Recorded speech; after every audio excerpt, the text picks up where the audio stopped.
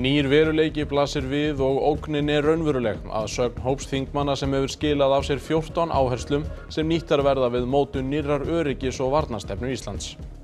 Að við erum að efla getu okkar til þess að mæta ákveðnum ógnum af því þær eru til staðar.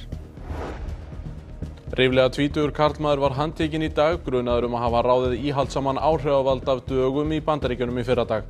Áletranir á skothylkjum þykja gefa vísbendingar ástæður morðsins.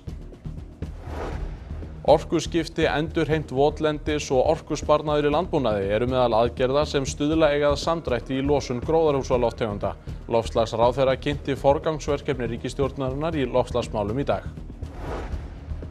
Og falsaðar 66 gráðu norðurpeysur hafa verið til sölu hjá vefrisanum Temu.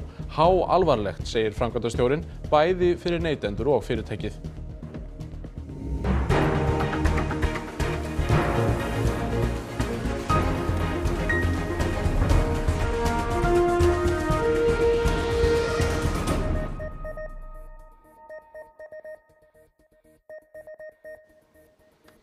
Komið þið sæl.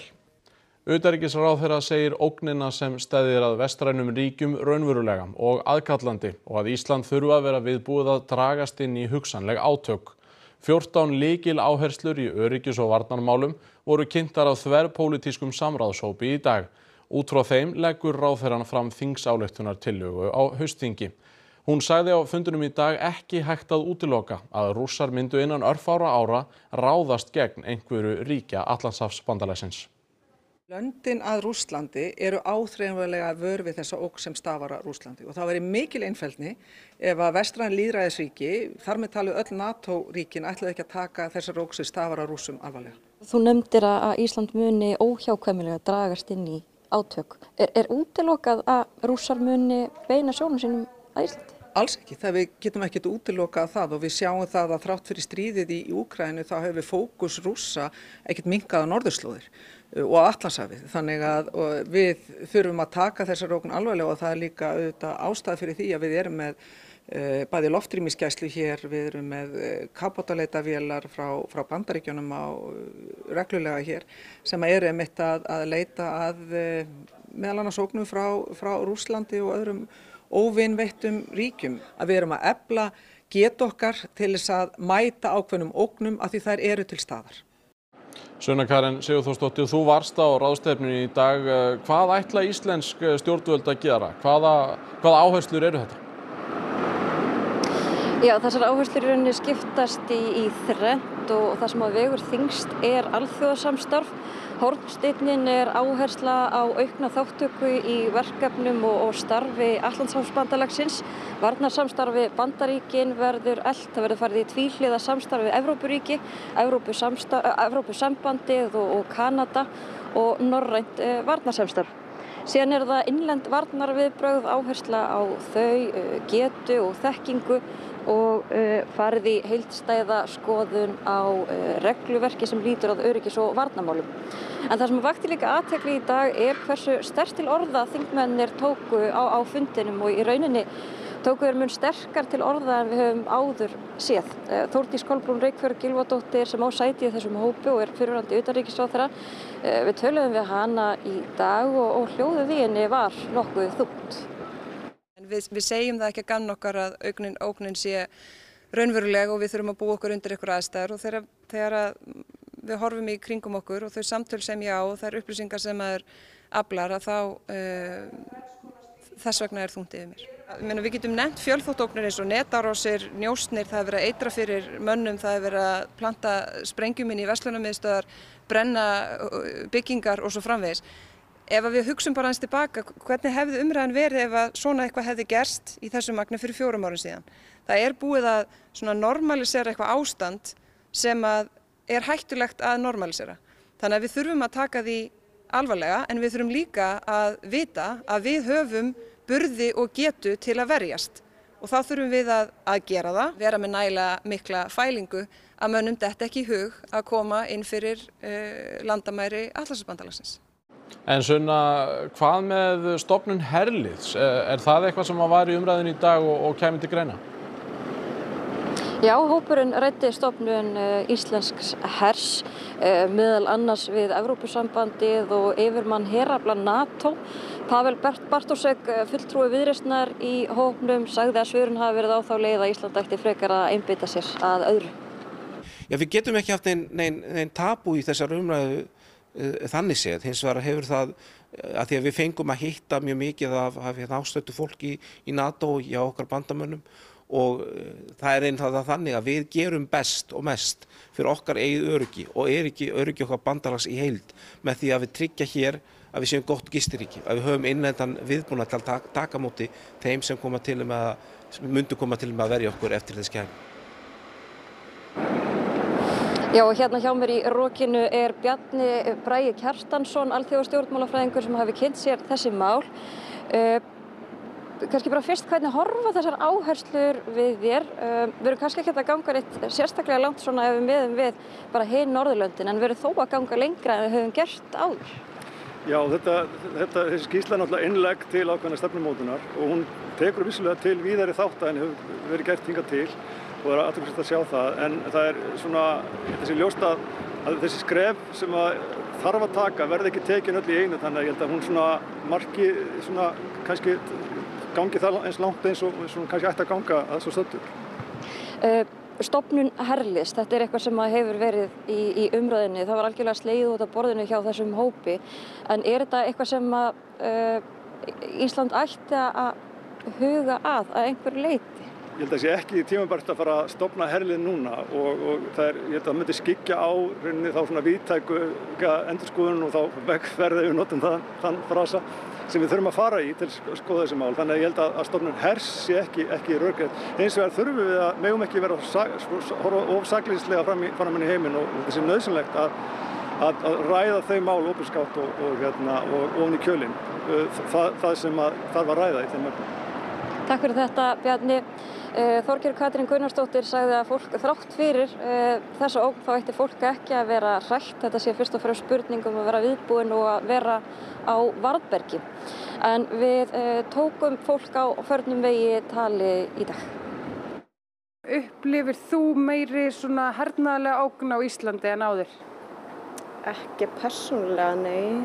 Við erum auðvitað bara eyja og ekki náttúrulega það er engin lönd sem liggja að okkur. En það kannski varandi netöryggi.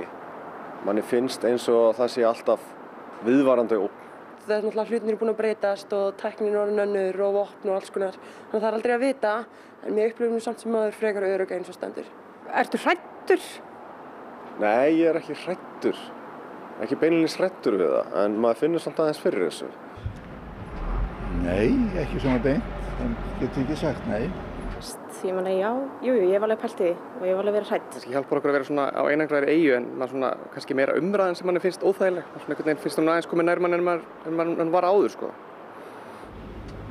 Maður er ekki alveg öruggur. Finnst þér Íslands stjórnvöld eða við sem samfélag þurfum eitthvað að breyta okkar nálgun í öryggis- og varnarmálum?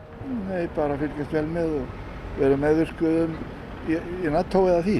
Mér finnst við ættum frekar að leggja meira áherslu á mannréttindi og bara almennan frið, bara að auka þá umræðu og þörfina fyrir að setjast við samningaborðið og halda áfram fyrir stefnu sem við höfum verið að njóta seinustu ár. Já, mættu vera svona kannski mýkri í þessu og bara tala meira frið því það er það sem vantar alls þar í heiminum. Og meira á varnarmálum. Atlantshafsbandalagið ætlar að auka umsvif í austri eftir að minnst 19 rússneskir drónar rufu lofthelgi Póllands á miðvikudag. Framkvæmdastjóri NATO og yfirmaður herafla bandalagsins í Evrópu tilkynntu þetta á fundi með fréttamönnum síðdegis. This military activity will commence in the coming days and will involve a range of assets from allies including Denmark, France, United Kingdom, Germany and others. Eastern Sentry will be flexible and agile, delivering even more focused deterrence and defense exactly when and where needed. It will include additional enhanced capabilities. It will integrate air and ground-based defenses, and it will increase information sharing amongst nations. Russia's violated NATO airspace. Therefore, we must, as NATO, make clear our resolve and our ability to defend our territory. And that is exactly what Eastern Sentry is designed to do. Og dönsk stjórnvöld tilkynntu í dag að þau ætla að ráðast í mestu vopnakaup í sögu landsins. Talið að þau kosti andvirði 1100 milljarða íslenskra króna. Kaupa á vopnakerfi sem framleitt eru í Frakklandi, Ítalíu, Þýskalandi og Noregi og áhersla verður lögð á loftvarnir. Den største enkeltinvestering nogensinde i dansk forsvar. En kapacitet sammenlagt til ca. 58 milliarder kroner, som der nu er bred politisk enighed om at anskaffe. Det jordbaserede luftforsvar, det skal bidrage til at forsvare civilbefolkning, militære mål og kritisk infrastruktur. Den type jordbaseret luftforsvar, Danmark investerer i, vil bestå af flere systemer, der er integreret og sammen med F-35 fly og luftforsvarsfregatter skaber flere lag i beskyttelsen af det danske luftrum. Karlmaður frá Utah var í dag handtekinn, grunaður að hafa ráðið íhaldssama áhrifavaldinn Charlie Kirk af dögum í fyrradag. Tyler Robinson, 22 ára, sagður hafa játað glæpinn fyrir föður sínum og að fjölskylduvinur þeirra hafi gert lögreglu viðvart. Fjölskylda Robinson segir hann hafa orðið pólitískari síðustu misseri. Hann stundaði nám hríð við Utah Valley háskóla þar sem Kirk var drepinn á miðvikudag. Morðið hefur vakið mikil viðbrögð vestanhafs og víðar. Kirk var dyggur stuðningsmaður Trumps Bandaríkjaforseta og hafði mikil áhrif á sérstaklega ungt íhaldsamt fólk í Bandaríkjunum.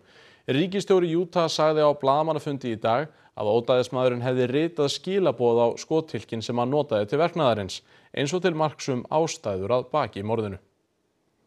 Inscriptions on a fired casing read, "Notices bulges, capital OWO, what's this question mark?" Inscriptions on the 3 unfired casings read, "Hey fascist, exclamation point, catch, exclamation point."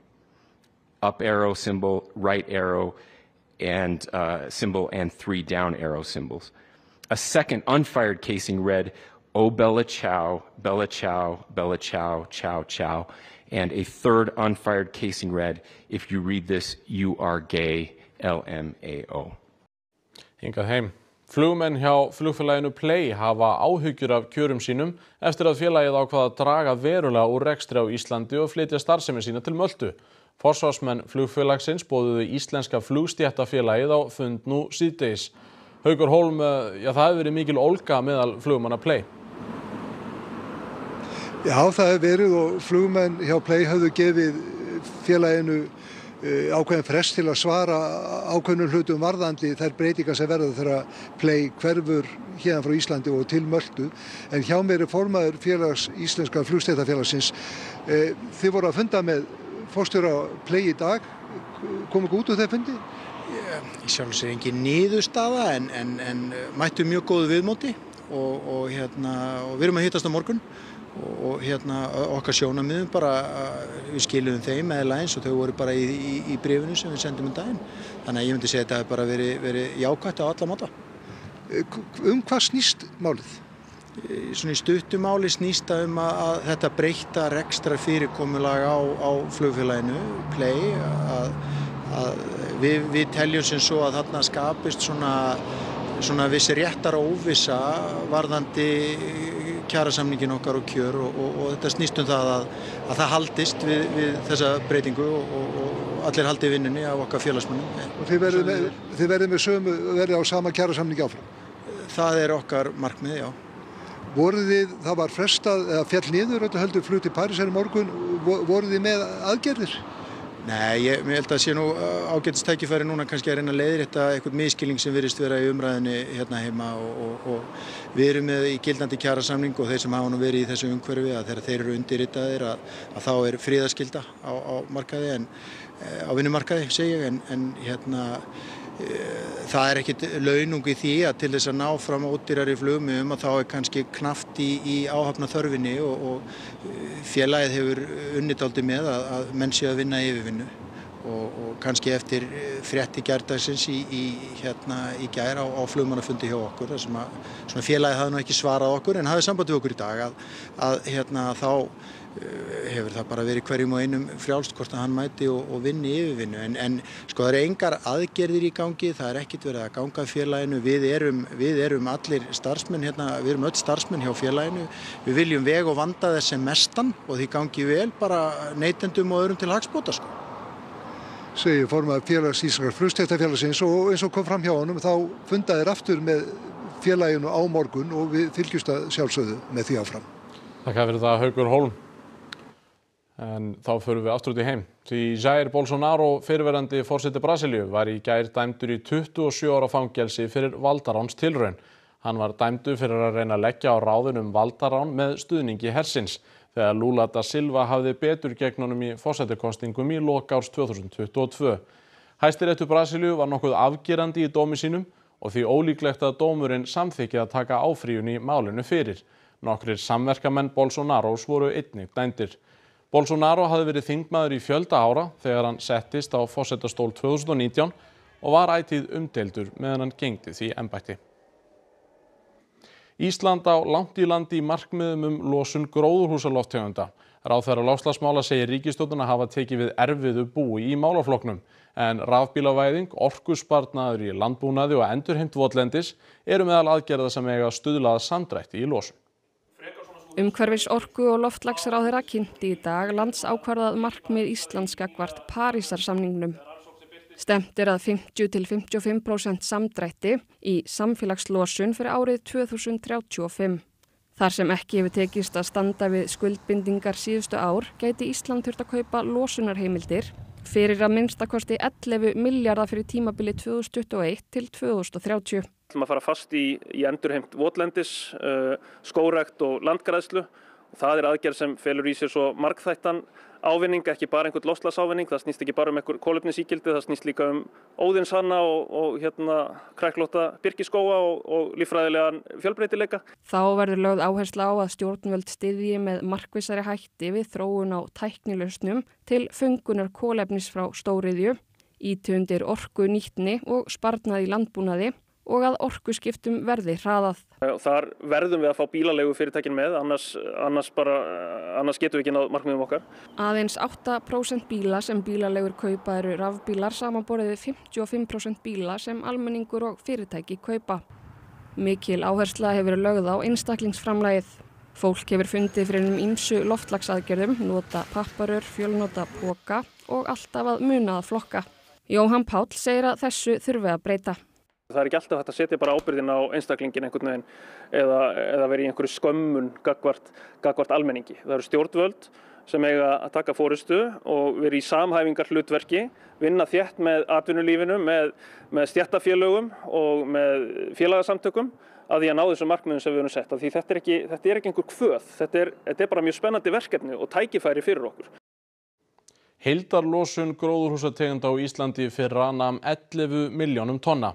Þar af var samfélagslosun, eða svo losun sem er á ábyrgð stjórnvalda, 2,86 milljónir tonna og hún jókst 2% frá 2023.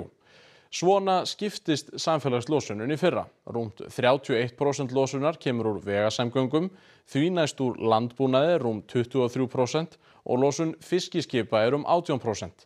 Samanlögð losun þessara þriggja stærstu flokka yfir 70%. Náttúruverndarsamtök segja markmið ríkisstjórnarinnar nokkuð samfærandi, en formaður Landverndar segir þó mikilvægt að fagna ekki of snemma, því nóg hafi verið fögur fyrirheit. Mér finnst þetta mjög samfærandi, mjög hressandi að sjá þennan málaflokk tekinn föstum tökum. Var til að sjá það í bara öllum umhverfismálum. Það eru auðvitað nokkri hlutir sem ég velti fyrir mér eins og varðandi það ef það ná 50–55% samdrætti árið 2035 og síðan kolefnishlutleysi 2040 að þá er ansi stórt bil sem þarf að loka á 5 árum milli 2035 og 40. Fataframleiðandinn 66 gráðu norður leitar réttar síns vegna falsaðra vara sem merktar eru fyrirtækinu. Svona vörur geta innihaldið hættuleg efni og eru brot á hugverkarétti, segir framkvæmdastjórinn. Þessi auglýsing birtist hjá kínversku risavefversluninni Temu, langermapeysur merktar 66 gráðum norður á grunnsamlega lágu verði. Þetta er náttúrulega háalvarlegt mál þegar verið að taka hugverkarétt og hönnun og okkar vörumerki þarna inn, þannig að auðvitað var okkur mjög brugðið. Hugverkalögfræðingi hefur verið falið að gæta réttinda 66 norður og að krefist þess að fölsuðu vörurnar séu teknar af Temu og að notkun vörumerkisins verði hætt. Vörumerki 66 skráð á helstu mörkuðum, þar á meðal í Kína. Þetta er bara hreint brot á þeim rétti. Þegar 66 Norður bárust spurnir af peysunum á Temu var brugðist strax við og peysa pöntuð. Merkimiði á peysunni undarlegur og ekki merktur 66. Allur saumaskapur og frágangur lélegur. Bara koma við þetta maður fara eiginlega bara hroll. Já, þú finnur alveg bæði þegar þú sérð hana og kemur við hana.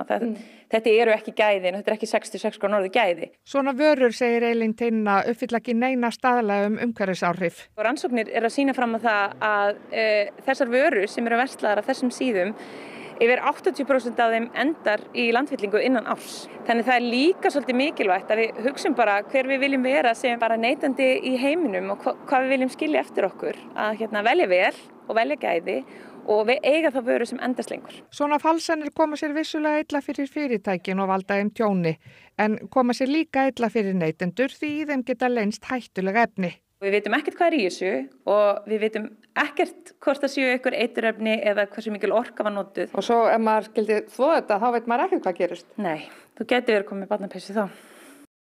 Hugverkastofan svo opinbera stofnun sem fer meðal annars með málefni varðandi einkaleyfi, vörumerki og hönnun. Og hingað komin yfir lögfræðingur hennar, Brynhildur Pálmarsdóttir. Brynhildur, velkomin. Svona eftirlíkingar og svona vörur, framleiðsla þeirra virðist svona vera að fara vaxandi.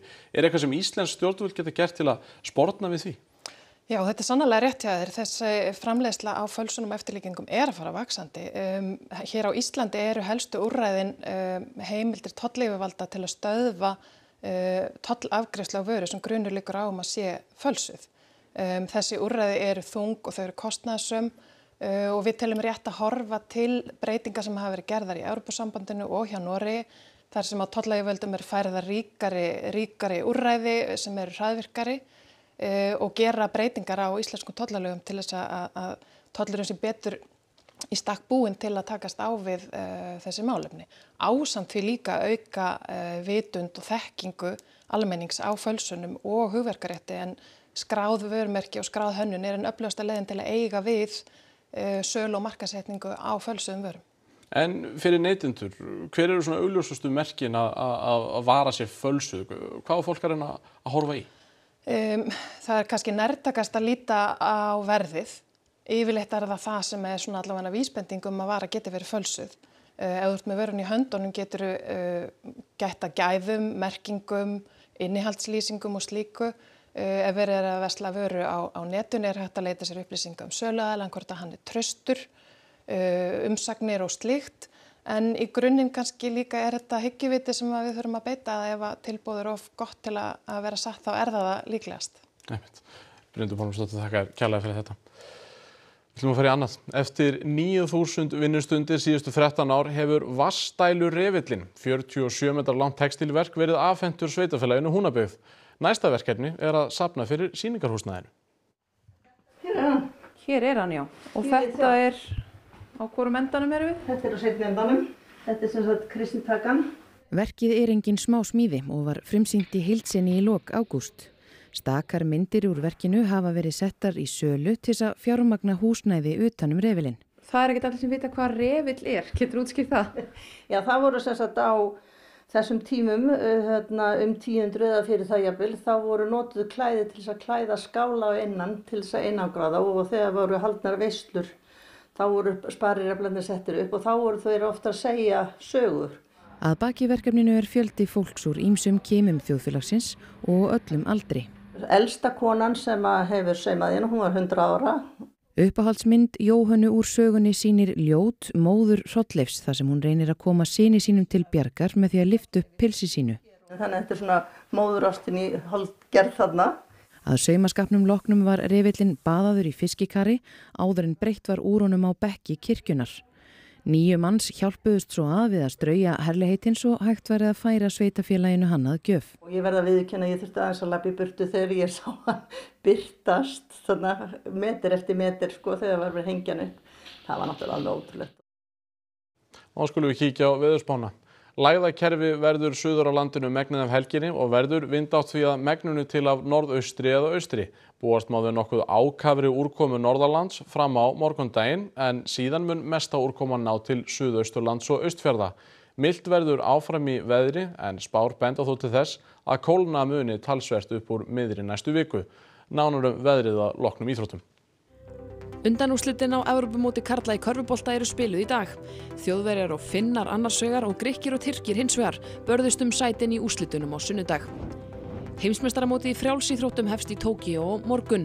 Meðal stærstu stjarna mótsins stangastökkvarinn Armand Duplantis sem hefur bætt heimsmetið í greininni 13 sinnum alls, þar af 3 á þessu ári. Og við förum yfir það helsta í úrvalsdeild karla í handbolta og úrvalsdeild kvenna í fótbolta hér heima, ekki missa af íþróttum eftir augnablik. Þá skulum við rifja upp helstu fréttir. Nýr veruleiki blasir við og ógnin raunveruleg að sögn hóps þingmanna sem hefur skilað af sér 14 áherslum sem nýttar verða við mótun nýrrar öryggis- og varnarstefnu Íslands. Að við erum að efla getu okkar til þess að mæta ákveðnum ógnum af því þær eru til staðar. Ríflega 20 karlmaður var handtekinn í dag, grunaður að hafa ráðið íhaldsaman áhrifavald af dögum í Bandaríkjunum í fyrradag. Áletranir á skottilkjum þykja gefa vísbendingar ástæður morðsins. Orkuskipti og endurheimt votlendis eru meðal aðgerða sem stuðla eiga að samdrætti í losun gróðurhúsalofttegunda. Að óbreyttu þarf Ísland að kaupa losunarheimildir fyrir 11 milljarða næstu ár. Falsaðar 66 gráðu norðurpeysur hafa verið til sölu hjá vefrisanum Temu. Háalvarlegt, segir framkvæmdastjórinn, bæði fyrir neytendur og fyrirtækið.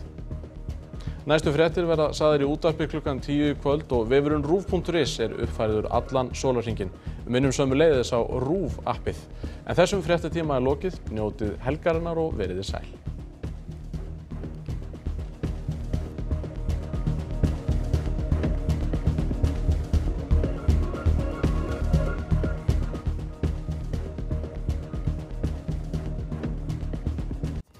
Á RÚV í kvöld.